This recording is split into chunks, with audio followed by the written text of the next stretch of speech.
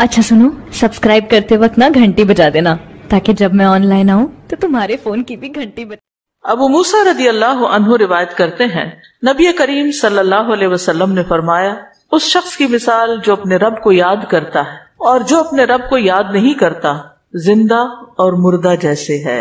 तो जिक्र को जिंदगी से तशबीह दी गई है, यानी जिस तरह इंसान जिंदगी के साथ खूबसूरत होता है, यानी उसका जाहिर खूबसूरत होता है जब जिंदा होता है, जब मर जाता है तो आप देखिए मैयत कैसी लगती है, तो इसी तरह जिक्र के साथ इंसान का बातिन रोशन होता है और खूबसूरत होता है। जिक्र जो है यानी अल्लाह की याद जो है उसकी कई अकसाम है, कुरान, नमाज, तस्बीहात, इल्म का सीखना सिखाना, ये इस वक्त हम जिक्र की मजलिस में हैं। फिर इसी तरह दूसरों को अमर बिल मारूफ करना, नही अनिल मुनकर करना। तो ये जो जिक्र है इसकी किसी भी शक्ल में ये अल्लाह ताला के नजदीक हर चीज से बेहतर अमल है। नबी सल्लल्लाहु अलैहि वसल्लम ने फरमाया, क्या मैं तुम्हें तुम्हारा बेहतरीन अमल ना बताऊं जो तुम्हारे मालिक के नजदीक अच्छा और पाकीज़ा है और तुम्हारे दर्जात में सबसे बुलंद है और सोना चांदी के खर्च करने से बेहतर है और अल्लाह की राह में जिहाद करते हुए तुम्हारे कुफ्फार की गर्दनें मारने और उनके तुम्हारी गर्दनें मारने से भी अफजल है। सहाबा ने अर्ज किया, क्यों नहीं? आपने फरमाया, अल्लाह ताला का जिक्र, चाहे आप नमाज में कर रहे हैं, नवाफिल में कर रहे हैं, तिलावत कुरान के जरिए कर रहे हैं, तालीम कुरान के जरिए कर रहे हैं, तस्बीहात के जरिए कर रहे हैं, दुरूद शरीफ पढ़ रहे हैं, किसी भी तरह खड़े बैठे लेटे चलते फिरते, फॉर्मल वे में, इनफॉर्मल वे में, ऊंचे यानी जहरन और सिर्रन, जिस शक्ल में भी आप अल्लाह को याद करते हैं तो इसकी इतनी ज्यादा फजीलत, बहुत अफजल अमल है। और इसके बरक्स क्या होता है? अल्लाह ताला से गाफिल हो जाना, भूल जाना, और वो अमूमन कब होता है? जब हम दुनिया में खूब महव हो जाते हैं। इसी तरह रसूल अल्लाह सल्लल्लाहु अलैहि वसल्लम ने फरमाया, बेहतरीन अमल ये है कि जब तुम दुनिया से रुखसत हो तो तुम्हारी जबान अल्लाह के जिक्र से तर हो, और ये उसी वक्त हो सकता है जब हमें हर हालत में जिक्र करने की आदत हो। यानी जिक्र जो ही छूटे तो हमें कभी सी महसूस होने लगे कि कुछ रह गया है, कुछ छूट गया मेरे हाथ से, कुछ निकल गया है, कुछ कमी सी है, वो खला, वो खालीपन फौरन महसूस कर ले। हम जिक्र करने वाले सबसे आगे आगे होंगे। रसूल अल्लाह सल्लल्लाहु अलैहि वसल्लम ने फरमाया, मुफर्रिदून सबकत ले गए। सहाबा ने पूछा, अल्लाह के रसूल मुफर्रिदून कौन है? आपने फरमाया, अल्लाह का बहुत जिक्र करने वाले मर्द और जिक्र करने वाली औरतें। जिक्र की हालत में मुसलसल अल्लाह ताला का साथ मिलता है, अल्लाह का कुर्ब नसीब होता है। अल्लाह ताला फरमाते हैं, मैं अपने बंदे के साथ हूँ जब तक वो मुझे याद करता है और मेरी याद में अपने दोनों होंठ हिलाता है। फिर शैतानी हमलों से बचाव का मजबूत किला है।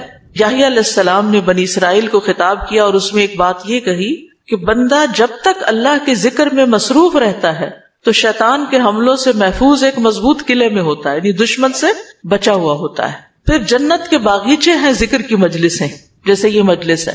रसूल अल्लाह सल्लल्लाहु अलैहि वसल्लम ने फरमाया, जब तुम लोग जन्नत के बागों के पास से गुजरो तो कुछ खा पी लिया करो। साहबा ने पूछा, जन्नत के बागों से क्या मुराद है? आपने फरमाया, मजालिस जिक्र, जिक्र की मजलिसें। क़यामत के दिन सबसे ज्यादा काबिल रश्क लोग कौन होंगे?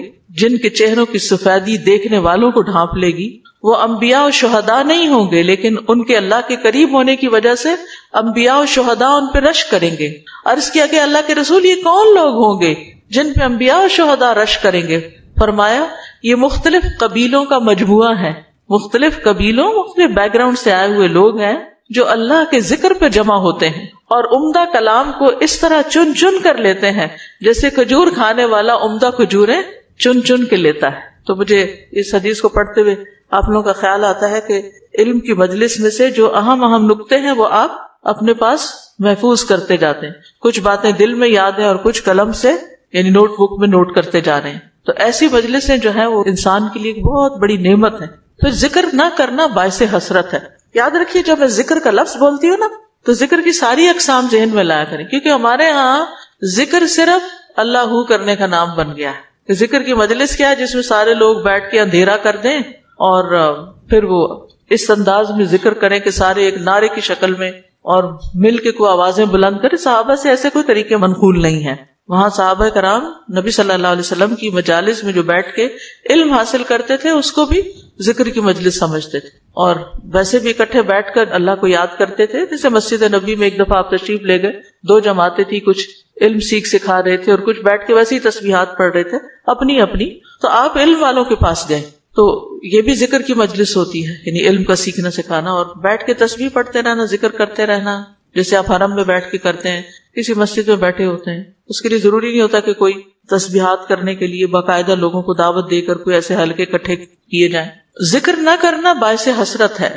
نبی صلی اللہ علیہ وسلم نے فرمایا جو لوگ کسی جگہ پر مجلس کریں لیکن اس میں اللہ کا ذکر نہ کریں اور نبی صلی اللہ علیہ وسلم پر درود نہ بھیجیں تو وہ ان کے لیے قیامت کے دن باعث حسرت ہوگی۔ اگرچہ وہ اجر و ثواب کی بنیاد پر جنت میں داخل ہو جائیں گے لیکن انہیں حسرت ہوگی کہ ہم نے یہ وقت کیوں گنوا دیا۔ ذکر نہ کرنے والے بدترین مخلوق ہیں، بد نصیب لوگ ہیں۔ عمرو بن ابسہ سے روایت ہے، رسول اللہ صلی اللہ علیہ وسلم نے فرمایا جب بھی سورج چڑھتا ہے اللہ عز و جل کی ہر ایک مخلوق اللہ عز و جل کی تسبیح اور حمد و ثنا بیان کرتی، یعنی صبح ہوتے ہی ساری مخلوق ذکر میں لگ جاتی، لیکن شیطان اور اولاد آدم میں سے آتا قسم کے لوگ ذکر نہیں کرتے۔ تو میں نے بنی آدم میں آتا قسم کے لوگوں کے بارے میں سوال کیا، آپ نے فرمایا بدترین مخلوق، یا فرمایا اللہ کی مخلوق میں سے بدترین لوگ، یعنی آسمان و زمین، سورج چاند ستارے درخت شجر حجر ہر چیز ذکر میں مشغول ہے سوائے ان لوگوں کے جو سو کے وقت گزار رہے ہیں یا غفلت میں پڑے ہوئے ہیں۔ حدیث نمبر 42، دو محبوب کلمات۔ عن ابی ہریرہ رضی اللہ عنہ قال قال النبی صلی اللہ علیہ وسلم کلمتان حبیبتان الی الرحمن خفیفتان علی اللسان ثقیلتان فی المیزان سبحان اللہ وبحمدہ سبحان اللہ العظیم۔ کتاب التوحید۔ ابو ہریرہ رضی اللہ عنہ روایت کرتے ہیں نبی کریم صلی اللہ علیہ وسلم نے فرمایا دو کلمے رحمان کو بہت محبوب ہیں، زبان پر بہت ہلکے ہیں لیکن قیامت کے دن ترازو میں بہت بھاری ہوں گے۔ سبحان اللہ و بحمدہ سبحان اللہ العظیم۔ اللہ اپنی حمد کے ساتھ پاک ہے، اللہ پاک ہے جو بہت عظمت والا ہے۔ تو جیسے ہم جانتے ہیں کہ نفلی عبادت میں افضل عمل اللہ کا ذکر ہے، تو یہاں پر اس ذکر کی خاص شکل بتائی گئی کہ اللہ تعالیٰ کی حمد و ثنا اور پاکی بیان کرنا۔ سبحانہ کا مطلب کیا ہوتا ہے کہ وہ پاک ہے۔ تو جس کلام میں، جس ذکر میں اللہ تعالیٰ کی پاکی بیان کی جائے، تسبیح بیان کی جائے اور حمد و ثنا بیان کی جائے، وہ اللہ تعالیٰ کا چنا ہوا کلام ہے۔ رسول اللہ صلی اللہ علیہ وسلم سے سوال کیا گیا کون سا کلام افضل ہے؟ آپ نے فرمایا جو اللہ نے اپنے فرشتوں اور بندوں کے لیے چنا۔ کیا فرمایا؟ جو اللہ نے اپنے فرشتوں اور اپنے بندوں کے لیے چنا۔ سبحان اللہ و بحمدہ، ٹھیک ہے، سبحان اللہ و بحمدہ۔ یہ تمام مخلوق کی نماز ہے، تمام مخلوق کی نماز ہے۔ نوح علیہ السلام کی وفات کا وقت جب آیا تو انہوں نے اپنے بیٹے سے فرمایا کہ میں تمہیں ایک وصیت کر رہا ہوں، دو باتوں کو کرنے کا حکم دیتا ہوں، دو باتوں سے روکتا ہوں۔ اور دو کرنے کے جو کام بتائے اس میں سے ایک لا الہ الا اللہ کا اقرار، کہ اگر ساتوں آسمان اور ساتوں زمینوں کو ترازو کے ایک پلڑے میں رکھ دیا جائے اور لا الہ الا اللہ کو دوسرے پلڑے میں، تو لا الہ الا اللہ والا پلڑا جھک جائے گا، اور اگر ساتوں آسمان اور ساتوں زمینیں ایک بند کڑے کی شکل اختیار کر لیں تو لا الہ الا اللہ اس کو بھی توڑ دے گا۔ اتنی طاقت ہے اس کلام کے اندر۔ اور دوسرا یہ کہ سبحان اللہ و بحمدہ کا ورد کرتے رہنا، کیونکہ یہ ہر چیز کی نماز ہے اور اس کے ذریعے مخلوق کو رزق ملتا ہے۔ اور میں تمہیں شرک اور تکبر سے منع کرتا ہوں، یہ دو منع کرنے والی چیز۔ اسی طرح ان کلمات کو اگر کوئی 100 دفعہ دن میں پڑھے تو اس کے گناہ مٹ جاتے ہیں، گناہ جھڑ جاتے ہیں، چاہے سمندر کی جھاگ کے برابر ہی کیوں نہ ہو۔ پھر اسی طرح ایک اور حدیث میں آتا ہے سنن ترمذی کی، جو شخص سبحان اللہ العظیم و بحمدہ کہتا ہے اس کے لیے جنت میں کھجور کا ایک درخت لگا دیا جاتا ہے، صرف ایک دفعہ کہنے سے۔ کہہ لیجئے سبحان اللہ العظیم و بحمدہ۔ اللہ کے راستے میں سونا خرچ کرنے سے بہتر ہے۔ رسول اللہ صلی اللہ علیہ وسلم نے فرمایا جو رات سے خوف کھائے، اکیلا ہونے کی وجہ سے یا ویسے اس کو اندھیرے کا فوبیا ہو، کہ جو رات سے خوف کھائے کہ وہ اس کو پریشان کرے گی، یا مال خرچ کرنے سے بخل کرے کہ دینے کو دل نہ چاہے، یا دشمن سے مقابلہ کرنے سے ڈرے، تو وہ اس قول کی کثرت کر دے سبحان اللہ و بحمدہ، سبحان اللہ و بحمدہ، کیونکہ یہ اللہ کے نزدیک سونے کا پہاڑ اللہ کے راستے میں خرچ کرنے سے زیادہ محبوب ہے۔ ہم میں سے کس کی وسعت ہے کہ سونے کا پہاڑ اللہ کے راستے میں خرچ کرے؟ نہیں کر سکتے، تو اس لیے اس کلمے کو ہی زیادہ سے زیادہ پڑھ لینا چاہیے۔ اسی طرح سبحان اللہ، لا الہ الا اللہ، الحمدللہ، یہ کلمات عرش کے ارد گرد چکر لگاتے اور ان کی بھنبھناہٹ ہوتی شہد کی مکھیوں کی بھنبھناہٹ کی طرح، اور وہ اپنے ذکر کرنے والے کی اللہ کے ہاں یاد دلاتے ہیں۔ تو آپ نے فرمایا کیا تم میں سے کوئی یہ پسند نہیں کرتا کہ اس کے لیے کوئی ایسا ہو جو ہمیشہ اللہ کے یہاں اس کی یاد دلائی جاتے رہے، یعنی کوئی ایسا طریقہ ہو کہ ہمیشہ عرش کے ارد گرد آپ کا ذکر ہوتا رہے۔ قیامت کے دن بھی یہ انسان کا بچاؤ کریں گے، یعنی جہنم سے بچانے کے لیے سبحان اللہ والحمد للہ ولا الہ الا اللہ واللہ اکبر۔ پھر اہل جنت کا ذکر کیا ہوگا؟ ان کے سانس کے ساتھ ان کو تسبیح و تحمید سکھا دی جائے گی کہ بولنا بھی نہیں پڑے گا، سانس لیں گے اور سانس کے ساتھ اللہ کا ذکر جاری ہو جائے گا۔ یہ جو احادیثوں نے بیان کی، یہ آپ کے پاس کارڈ ہونا چاہیے تسبیحات کی فضیلت والا، اس میں لکھی ہوئی ہیں، دوسروں کے ساتھ بھی شیئر کریں، اور خاص طور پہ بچوں کو ذکر کرنا سکھائیں۔ ان کے اندر بھی ایک کامنس آتی، ایک سکینت آتی ہے۔ ہم بعض اوقات یہ سوچتے ہیں یہ تو بچے ہی ہیں، ابتدائی عمر سے، چھوٹی عمر سے کہ چلو یہ پڑھو، انگلیوں پہ گنتے ہیں، اچھا تم نے کتنی دفعہ پڑھ لی، کتنے جنت میں درخت لگائے، تو آہستہ آہستہ ان کو عادت ہو جاتی۔ پھر ذکر کی ایک قسم اللہ کے نام پڑھنا، اللہ کے نام یاد کرنا۔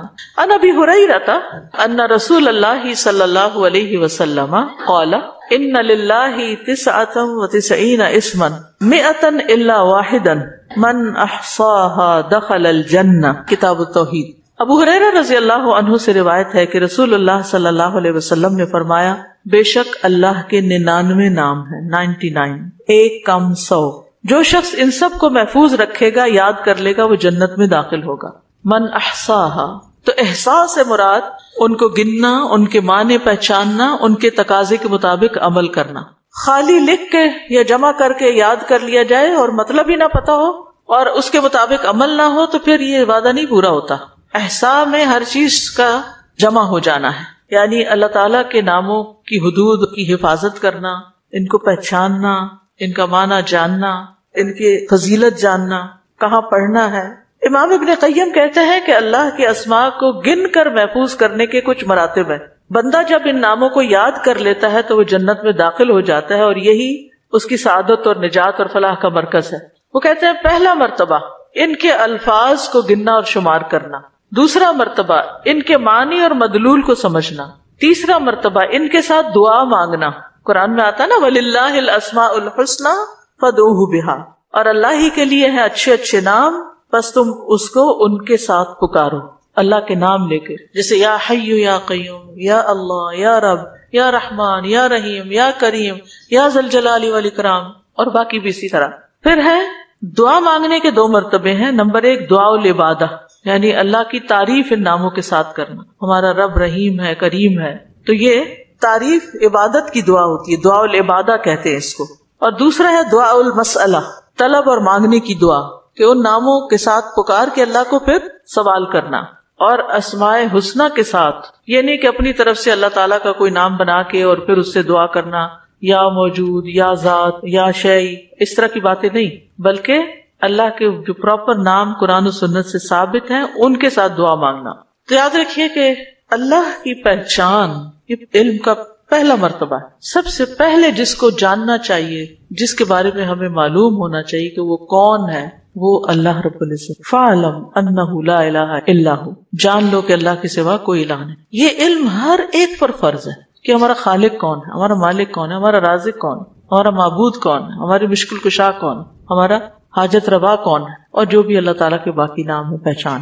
یہ علم تمام علوم سے افضل ہے، کیونکہ جب ایک انسان، کوئی بچہ، بوڑھا، جوان اللہ تعالیٰ کو جان لیتا ہے نا، تب ہی اس کی زندگی درست ہوتی، تبھی اس کو واقعی ہدایت ملتی، تبھی وہ اللہ کے لیے سب کچھ کرتا ہے، تبھی اس کے اندر تقویٰ پیدا ہوتا ہے، تبھی وہ حلال حرام کی تمیز کرتا ہے، کیونکہ یہ سب کچھ کرنا اس کے لیے اللہ نے اپنی عبادت کے لیے پیدا کیا، اور اگر ہم اللہ ہی کو نہیں پہچانتے تو عبادت کس کی کر رہے ہیں؟ تو پہلا کام اللہ کی پہچان ہے، اللہ کی معرفت، خود بھی اور اپنی آل اولاد کو بھی اور اپنے آس پاس کے لوگوں، اور اللہ کی پہچان کے لیے اللہ کے ناموں کا علم حاصل کرنا ضروری۔ پھر اس سے ایمان میں بھی اضافہ ہوتا ہے، جتنا جتنا آپ اللہ کو زیادہ جانتے چلے جاتے ہیں اتنا اتنا آپ کا ایمان بڑھتا ہے۔ اسی لیے اس کو اشرف العلوم کہا گیا ہے کہ تمام علوم کا سردار ہے یہ۔ پھر اسی طرح اللہ تعالیٰ کے ناموں کو پڑھنے، یاد کرنے، جاننے، سمجھنے کے بارے میں کچھ اصول و قواعد ہیں۔ اس میں پہلی بات یہ کہ اللہ کے تمام نام توقیفی ہیں، اس میں عقل کی کوئی گنجائش نہیں، یعنی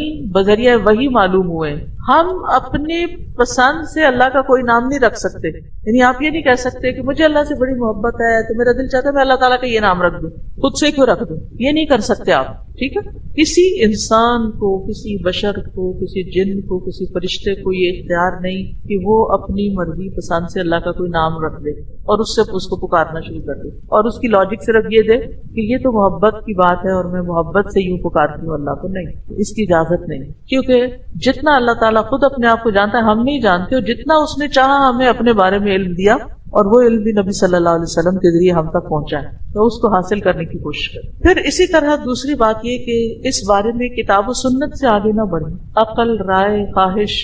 امام احمد کہتے ہیں اللہ کی صفت نہیں بیان کی جائے گی مگر وہی جو خود اس نے اپنی ذات کی بیان فرمائی ہے یا رسول اللہ صلی اللہ علیہ وسلم نے بیان کی ہے. ہم قرآن و سنت سے آگے نہیں بڑھیں گے, خود یا کسی عالم یا کسی اور انسان کے بتائے ہوئے نام کے مطابق نہیں کام کریں گے. پھر اگلی بات یہ کہ اللہ کے ناموں میں الحاد سے بچنا چاہیے. الحاد سے, الحاد کا مطلب کیا ہے؟ سیدھے رستے سے ہٹ جانا. لحد ہوتی ہے نا وہ قبر جو بغلی قبر ہوتی ہے, نیچے گڑھا کھودتے کھودتے سائڈ پہ قبر کھودنا شروع کر دیں. تو اس کی بہت سی صورتیں ہو سکتی, جیسے اللہ کے کسی نام کا انکار کر دیا جائے یا نام جن صفات پر دلالت کر رہے ہیں ان کا انکار کر دیا جائے, جیسے امت میں کچھ ایسے فرقے گزرے ہیں کہ جو یہ کام کرتے رہے ہیں. پھر اسی طرح بغیر تحریف, تعطیل, تکییف اور تمثیل کے اسماء و صفات پر ایمان لانا ضروری. تحریف یعنی خود تبدیلی کرنا, تعطیل یعنی کسی صفت کو معطل کر دینا, تکییف کسی کیفیت کو بتانا, تمثیل یعنی مثال بیان کرنا. ان چیزوں سے بچنا چاہیے. پھر ایک اہم بات یہ بھی یاد رکھیے کہ 99 تو ہمیں بتایا گیا کہ اتنے تو کم از کم یاد کر لو, لیکن یہ یاد رکھیے اللہ کے صرف 99 نیم نہیں ہیں, وہ اس سے زیادہ ہیں. اس لیے بعض کتابوں میں آپ کو زیادہ بھی ملیں گے, لیکن یہاں مراد کیا ہے کہ یعنی اتنے تو زبانی یاد کر سکتا ہے انسان یا آسانی سے ہر ایک کو معلوم ہو ہی سکتے ہیں. کیونکہ حدیث میں آتا ہے اسألک بکل اسم هو لک سمیت به نفسک وانزلته فی کتابک او علمتہ احدا من خلقک او استأثرت به فی علم الغیب عندک. اے اللہ میں تجھ سے تیرے ہر نام کے واسطے سے دعا کرتا ہوں, وہ نام جو تو نے اپنی ذات کے لیے رکھے یا جو نام تو نے اپنی کتاب میں اتارے یا وہ جو اپنی مخلوقات میں سے کسی کو سکھا دی یا وہ نام جو تو نے اب تک اپنے خزانہ غیب میں محفوظ رکھے. اس سے کیا پتہ چلتا ہے کہ کچھ نام تو خزانہ غیب میں ہے. اور جیسے حدیثی شفاعت میں آتا ہے نا کہ نبی صلی اللہ علیہ وسلم کو اللہ تعالیٰ قیامت کے دن اپنی حمد و ثنا بیان کرنے کی تعریف کرنے کے لیے وہ کچھ سکھائیں گے جو اس سے پہلے نہیں سکھائی ہوگی وہ تعریف, تو اس کے ذریعے نبی صلی اللہ علیہ وسلم اللہ کی تعریف بیان کریں. یعنی وہ علم ابھی تک نبی صلی اللہ علیہ وسلم کے پاس بھی نہیں, وہ قیامت کے دن دیا جائے گا جس کی بنا پر آپ اللہ تعالیٰ کی تعریف کریں گے, پھر دعا کریں گے اور پھر آپ کو شفاعت کا اذن دیا جائے گا. جو شفاعت کبریٰ کی حدیث آتی ہے. اللہ نے اللہ تعالیٰ کے ناموں کا ایک کارڈ ریوائز کر کے چھاپا تھا جس میں قرآن اور سنت کی دلیل سے وہ نام دیے گئے ہیں, اور باقی جو تاج کمپنی کے چھپے ہوئے نام ان میں کچھ نام ایسے ہیں جو اللہ کے نام نہیں ہیں, وہ اللہ تعالیٰ کے افعال ہیں جن سے لوگوں نے خود نام بنا لیے. جیسے المذل اللہ کا نام نہیں ہے, یہ اللہ کا نام نہیں ہے, لیکن ذلت دینے والا اللہ ہے, تو ذل من تشاء, تو اس سے لوگوں نے نام اسم فائل کر کے تو مذل بنا لیا. تو یہ نام نکال دینے چاہیے, ٹھیک ہے, کیونکہ قرآن و سنت سے نہیں ملتے. تو کچھ اللہ تعالیٰ کے نام ہیں, صفات ہیں, اور کچھ افعال بھی ہیں کہ اللہ تعالیٰ کیا کیا کرتا ہے. تو قرآن سے ہمیں وہ بھی پتہ چلتا ہے کہ اللہ تعالیٰ کیا کرتا ہے, اسے زندگی دیتا ہے, موت دیتا ہے, رزق دیتا ہے, وغیرہ وغیرہ. حدیث نمبر 44, پورے یقین کے ساتھ دعا کرنا. دعا بھی ذکر ہی کی ایک قسم ہے. ان انس قال قال رسول اللہ صلی اللہ علیہ وسلم اذا دعوتم اللہ فاعزموا فی الدعاء ولا یقولن احدکم ان شئت فاعتنی فان اللہ لا مستکرہ لہ. انس رضی اللہ عنہ روایت کرتے ہیں کہ رسول اللہ صلی اللہ علیہ وسلم نے فرمایا جب تم اللہ کو پکارو تو پکارنے میں عزم رکھو, یعنی اچھی طرح پکارو, اور تم میں سے ہرگز کوئی یوں نہ کہے کہ اگر تو مجھے چاہے تو عطا کر دے, چاہے تو نہ کرے. یعنی لکھا ہوا نہیں یہاں, لیکن مطلب یہی بنتا ہے کیونکہ اللہ کو کوئی بھی مجبور نہیں کر سکتا, ٹھیک ہے. تو یہاں دعا مانگنے کا ادب سکھایا گیا ہے کہ دعا پورے یقین کے ساتھ مانگنی چاہیے. یا اللہ تو دے سکتا ہے, تو مجھے عطا کر. یہ نہ کہیں تو چاہے تو عطا کر, وہ تو دینے پہ قادر ہے, اس سے پورے یقین اور عزم کے ساتھ دعا کریں. اسی طرح دعا مانگنے کے کچھ اور آداب بھی ہیں. مسئلہ یہ کہ غافل دل سے دعا نہ کریں, کیونکہ اللہ تعالیٰ بے پرواہ دل کی دعا قبول نہیں کرتا. پھر یقین سے دعا کریں کہ قبولیت کا یقین ہو کہ نہیں اللہ تعالیٰ سنتا ہے, یہ نہیں پتہ نہیں سنے گا کہ نہیں, بہت مانگی ہے ابھی تک تو ہماری بات نہیں مانی گئی، پتہ نہیں آگے کیا ہوگا، میری تو سنتا ہی نہیں، نعوذ باللہ ایسی باتیں نہیں کرنی چاہیے. آپ کے اللہ آپ کے تو بس میں ہے سب کچھ، آپ تو سب کچھ کر سکتے ہیں. پھر اسی طرح بغیر ہچکچاہٹ کے رب سے دعا کرنی چاہیے. کس سے؟ بغیر ہچکچاہٹ کے، پورے یقین سے. نبی صلی اللہ علیہ وسلم نے فرمایا جب تم میں سے کوئی آدمی اللہ کے سامنے اپنی خواہش کا اظہار کرے تو وہ زیادہ سے زیادہ مانگے، کیونکہ وہ اپنے رب سے مانگ رہا ہوتا ہے عز و جل سے، وہ سب کچھ کر سکتا ہے. پھر خشوع و خضوع اور عاجزی سے مانگے. ادعوا ربکم تضرعا وخفیا انہ لا يحب المعتدین. پھر گریہ زاری، رو دھو کے مانگے. آپ دیکھیں کس طرح بچے جب انہیں کوئی چیز چاہیے ہوتی ہے تو بلا وجہ بھی رونا شروع کر دیتے ہیں. تکرار اور اصرار سے دعا کریں. نبی صلی اللہ علیہ وسلم بعض اوقات 3 بار ایک دعا دہراتے تھے. آپ نے فرمایا جس شخص نے 3 بار اللہ سے جنت مانگی تو جنت کہتی ہے اللہ اسے جنت میں داخل کر دے، اور جو شخص 3 مرتبہ آگ سے پناہ مانگے تو دوزخ کہتی ہے اللہ اس کو آگ سے پناہ دے دے. پھر دعا میں جلد بازی نہ کریں.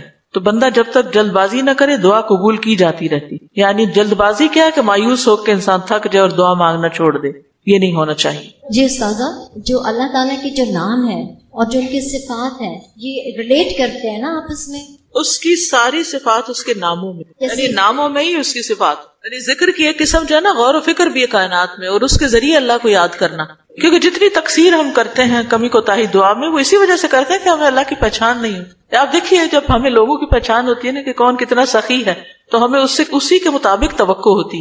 امی سے عیدی اتنی ملے گی اور ابا سے اتنی ملے گی، کیونکہ ہم دونوں کا مزاج پہچانتے ہیں کہ کون کتنا دیتا ہے. اسی طرح خالہ مامی دادی سب کا پتا ہوتا ہے کہ کون کیا کرتا ہے. تو اگر انسانوں کا تھوڑا بہت ہمیں پتا ہوتا ہے اور اس کے مطابق ہی ہماری ایکسپیکٹیشن ہوتی ہے، تو جس کو اللہ کا پتا چل جائے کہ وہ کیا عظیم ہستی ہے، پھر اس کی دعا کی ایکسپیکٹیشن کتنی بڑی ہوگی کہ وہ کیا کچھ نہیں دے سکتا اور کیا کچھ اسے مانگنا چاہیے. وہ تو کبھی مایوس ہی نہیں ہو سکتا انسان. اساتذہ السلام علیکم. یہ جو ہم لوگ الہدا میں بھی پڑھاتے ہیں نسلوں کا یوم، اس کے اندر بھی یوم عزو آتا ہے، تو کیا کوئی نیا ورژن ہے جس؟ بالکل نیا ورژن بھی ہے، کارڈز لے لیجئے، اور نئے ورژن کی ریکارڈنگ بھی ہم نے کروا لی ہوئی ہے.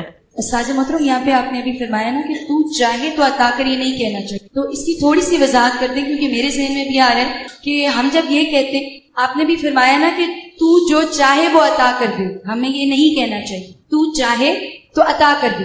ہاں، اگر تو چاہے تو عطا کر دے. اس کی تھوڑی سی وضاحت کر دیں کیونکہ میرے ذہن یعنی اس کا مطلب یہ ہے کہ مثلا مجھے گھر چاہیے، اللہ اگر آپ کی مرضی ہے تو دے دیں، نہیں تو نہ سے. یہ نہیں کہنا چاہیے. بندوں کے ساتھ ہم ایسے معاملے کر رہے ہوتے ہیں نا، دینا تو دو نہیں تو نہ دو، تو اللہ کے ساتھ ایسے نہیں کرنا، یہ بے ادبی ہے. استاذہ یہ جو آپ نے کہا کہ جس کا آخری کلام لا الہ الا اللہ ہوگا تو وہ جنت میں جائے گا، جیسے ہماری آنٹی حالت نیزہ سے 2 دن پہلے ہم نے ان کو پڑھایا، انہوں نے ورد کیا، اس کے بعد وہ کومے میں چلے گئی، تو ان کے لیے ہم یہ امید رکھ سکتے ہیں کہ ان کا آخری کلام یہی ہے لا الہ الا اللہ؟ یعنی آخری بات جو کی وہ لا الہ الا اللہ تھی، چاہے اس کے بعد 1 دن بعد فوت ہوئے یا 2 دن بعد.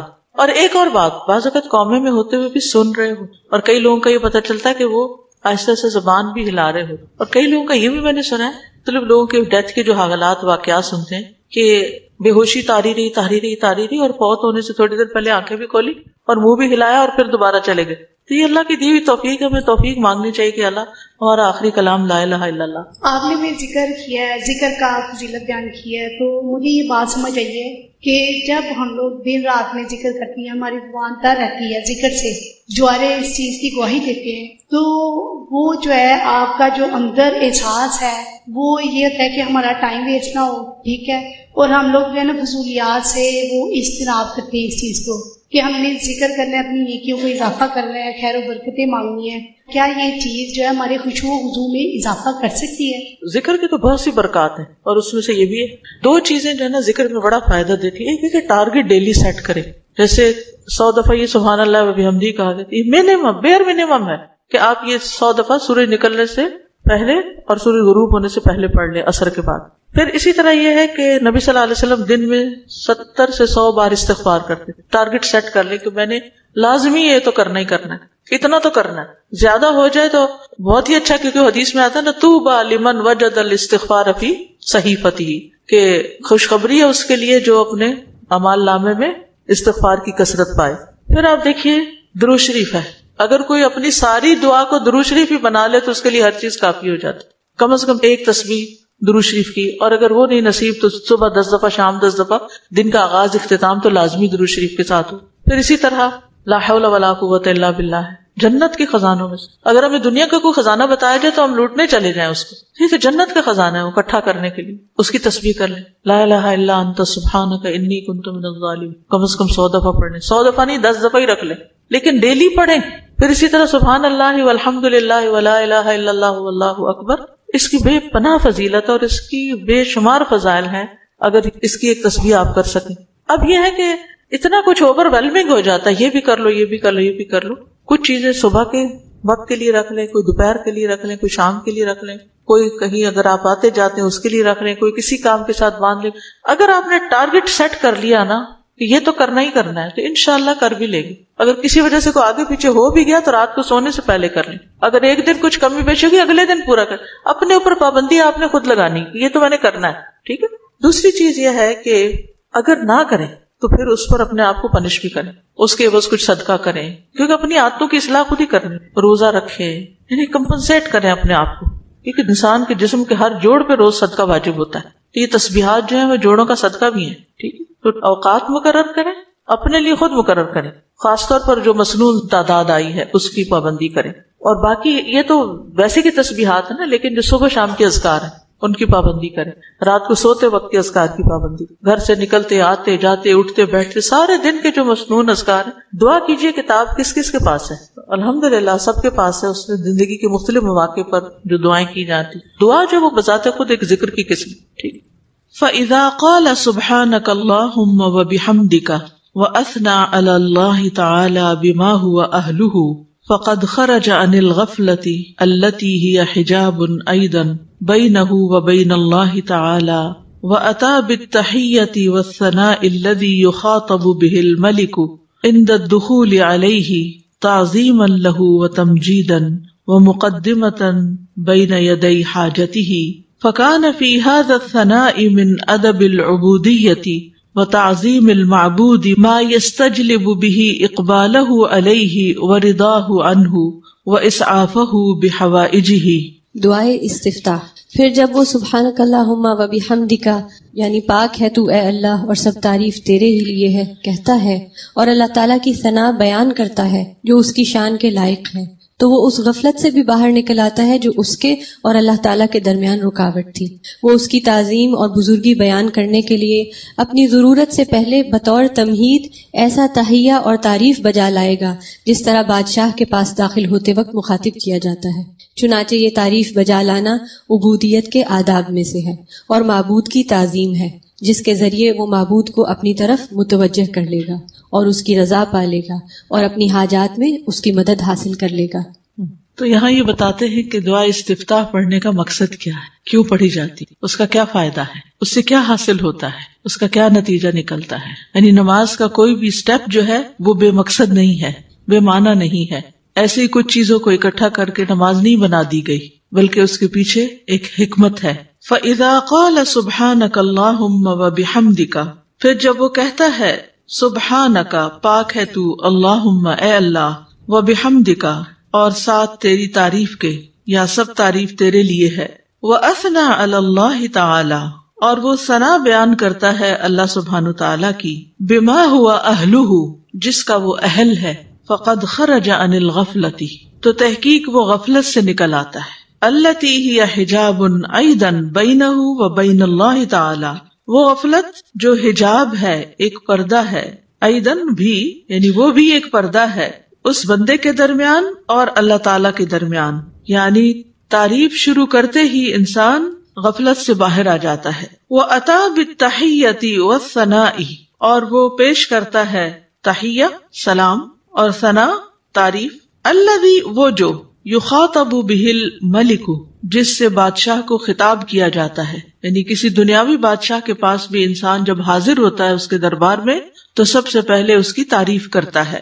عند الدخول علیہ اس کے پاس داخل ہونے کے وقت, تعظیما لہ و تمجیدا اس کی تعظیم کرتے ہوئے اور اس کی بزرگی بیان کرتے ہوئے, وہ مقدمتا بین یدی حاجتہ اور اپنی حاجت پیش کرنے سے پہلے تمہید کے طور پر, مقدمہ تمہید یعنی مقدمے کے طور پر.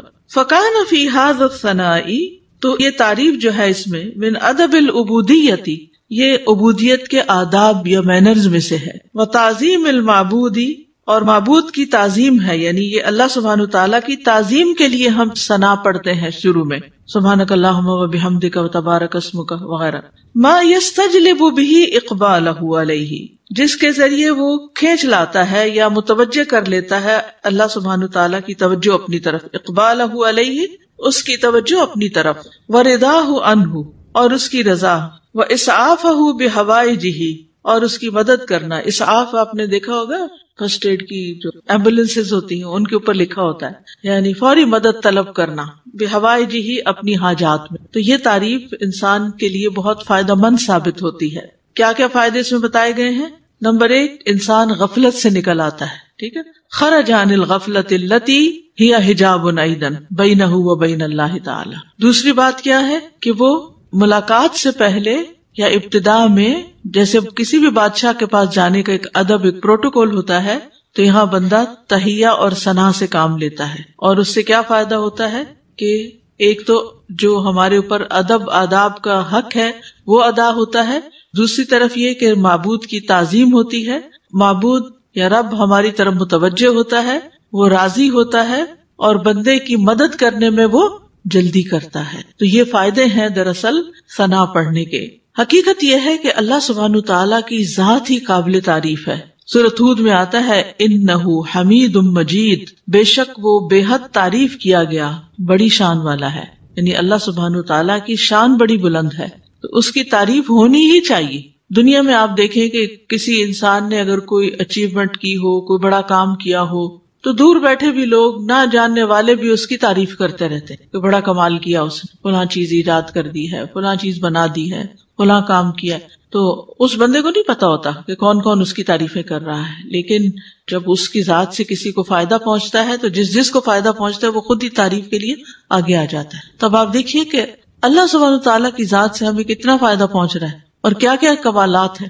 یعنی کسی کی بھی تعریف کرنے کی 2 بڑی وجوہات ہوتی، ایک اس کے کمالات اور دوسرا اس کی ذات سے فائدہ کتنا پہنچ. تو یہ دونوں چیزیں کامل درجے میں اللہ تعالیٰ کے اندر موجود ہیں. ہمارے پاس جو بھی کوئی نعمت ہے وہ اللہ ہی کی طرف سے ہے، اور ہر چیز میں اس کا کمال ہے، تخلیق میں اور رزق پہنچانے میں، اور جتنے بھی اس کے نام ہیں کامل صفات اور اسماء ہیں. تو اس لیے اس کی تعریف تو ہونی ہی چاہیے. تو نماز کے بالکل آغاز میں یہی سب سے مناسب جگہ ہے کہ جہاں تعریف ہو، اس کی حمد و ثنا ہو، کیونکہ وہ اس لائق ہے کہ اس کی حمد و ثنا کی جائے.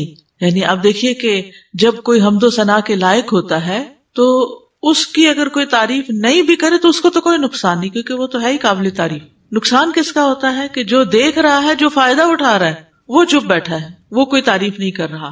اور یہ تعریف جو ہے یہ دراصل شکر ادا کرنے کا ایک طریقہ ہوتا ہے، اور اللہ کا وعدہ ہے کہ اگر تم شکر ادا کرو گے تو میں تمہیں اور زیادہ دوں گا. تو اس احساس کے ساتھ جب انسان اللہ کی تعریف بیان کرتا ہے تو دراصل اللہ سبحانہ تعالیٰ کو بندہ اپنے قریب پاتا ہے، اس سے کنیکشن ہو جاتا ہے اس کا، اور یہ سراسر بندے کے اپنے ہی فائدے میں. ہمارا تعریف کرنا اللہ تعالیٰ کی اللہ تعالیٰ کو فائدہ نہیں دیتا، یہ دراصل خود ہم ہی کو فائدہ دے رہا ہوتا ہے، کیونکہ تعریف کرنے کا بھی ایک مزہ ہوتا ہے. کیونکہ تعریف کرنے والا صرف اس وقت تعریف کر سکتا ہے جب وہ کسی خوبی کو دیکھنے کے قابل ہوتا ہے. یعنی اگر ہم تعریف کرتے ہیں تو اس کا مطلب یہ ہے کہ ہمارے اندر یہ صلاحیت ہے کہ ہم خوبیوں کو دیکھ پاتے ہیں. تو اس میں صرف ممدوح کی حمد نہیں ہوتی یا اللہ سبحانہ تعالیٰ ہی کی تعریف نہیں ہوتی، بلکہ ایسا بندہ بھی ایسے خالق کے ساتھ جب جڑتا ہے تو وہ بھی قابل تعریف ہو جاتا ہے. یعنی وہ بندہ بھی قابل تعریف ہو جاتا ہے جو اپنے خالق کی تعریف کرتا ہے. کیونکہ ناشکرے لوگ کسی کو بھی اچھے نہیں لگتے، پسند نہیں آتے. اور وہ لوگ جو اپنی آنکھیں ہی بند رکھیں اور غفلت کا شکار رہیں اور سوئے پڑے رہیں اور اللہ کی نعمتوں کو دیکھ ہی نہ سکیں یا اس سے ناراض رہیں، ایسے لوگ دراصل اپنا ہی نقصان کرتے ہیں. ایک حدیث سے ہمیں پتہ چلتا ہے کہ بندے اگر اللہ تعالیٰ کو دیکھ لیں تو اور بھی زیادہ اس کی تعریف کریں. ابھی تو بن دیکھے کرتے ہیں نا، اس کی نشانیاں دیکھ دیکھ کے.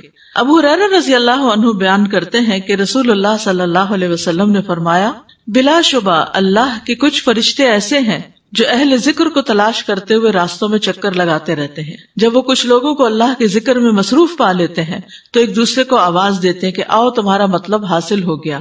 آپ نے فرمایا وہ اپنے پروں کے ذریعے سے انہیں گھیر لیتے ہیں اور آسمان دنیا تک پہنچ جاتے ہیں. اس کثرت کے ساتھ وہاں ان کا ہجوم ہو جاتا ہے. آپ نے فرمایا ان کا رب عز و جل ان سے پوچھتا ہے حالانکہ وہ انہیں خوب جانتا ہے کہ میرے بندے کیا کہتے ہیں، یہ اکٹھے بیٹھ کے کیا کر رہے تھے. وہ عرض کرتے ہیں وہ تیری تسبیح کرتے ہیں اور تیری کبریائی بیان کرتے ہیں، تیری حمد کرتے ہیں، تیری بزرگی اور بڑائی بیان کرتے ہیں.